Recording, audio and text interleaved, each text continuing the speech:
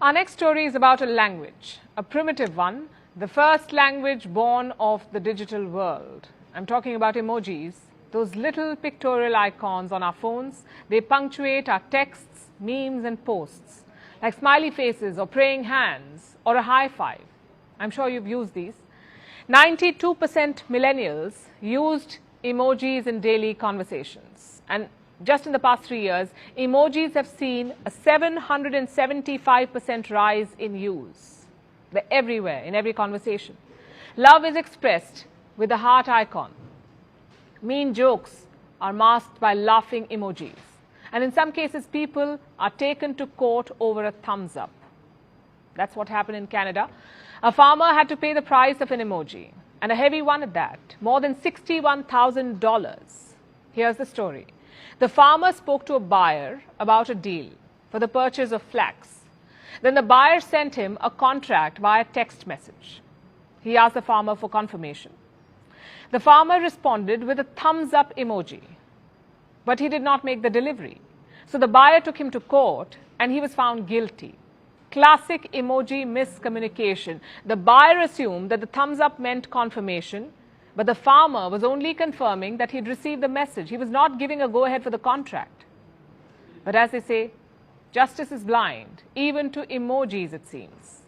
So now the farmer has to pay a fine of over $61,000. It sounds a bit odd, and the court agrees. They've called it a quote-unquote non-traditional means to sign a document. But they also said that the thumbs-up emoji, by its very definition, is used to describe agreement. And in this case, it can be interpreted as a digital signature. The judge called this, and I'm quoting again, he called this the new reality in Canadian society. But let's face it, this reality is hardly limited to Canada. More emojis are showing up in court cases throughout the world, mostly in sexual harassment and criminal cases. In 2016, a French court convicted a man of threatening his ex-girlfriend. Do you know what he'd done? Sent her a gun emoji. He was sentenced to 6 months in prison and slapped a $1,200 fine. In 2017, New Zealand saw a case of stalking. A man was sentenced to jail for 8 months, again because of an emoji. In 2018, 46 people were slapped with criminal cases in India for replying to a woman's official message with an emoji. The case was later quashed by the Madras High Court. In the US too, cases featuring emojis are on the rise, and in England, the icons frequently appear in criminal, family and employment hearings. So the trend is quite clear across the board.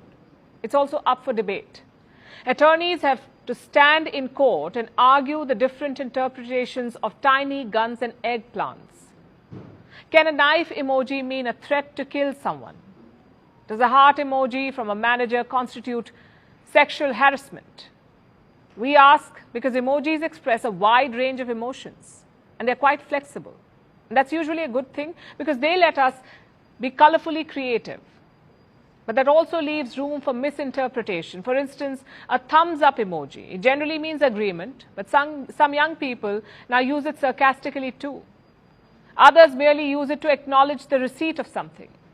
While in some West Asian countries, this gesture is offensive. So many meanings for one simple emoji. And remember, there are over 3,000 emojis today. So just imagine the confusion. Also, different devices display the same emojis differently. I'll give you an example. On Google phones, a grinning face has smiling eyes. It's a happy emoji. But on Apple phones, it has a grimace, almost as if it's ready to fight. Now, according to a study, 25% of emoji users are unaware of this difference. In the context of law, though, this is a big problem. Simple confusion can be unforgiving, and the legal world has begun to accept it. For instance, last year, many lawyers in Britain urged the judiciary, they demanded guidance on the interpretation of emojis. Now, this may seem like the equivalent of sitting with the elderly and telling them that the peach emoji does not mean what they think it does. It will be an awkward conversation for sure, but it's an important conversation to have because emojis now appear in virtually every area of the law, and the courts must keep up. As for the users, throwing emojis around like confetti may not be the best idea. The next time you look at one of those icons, think before you press.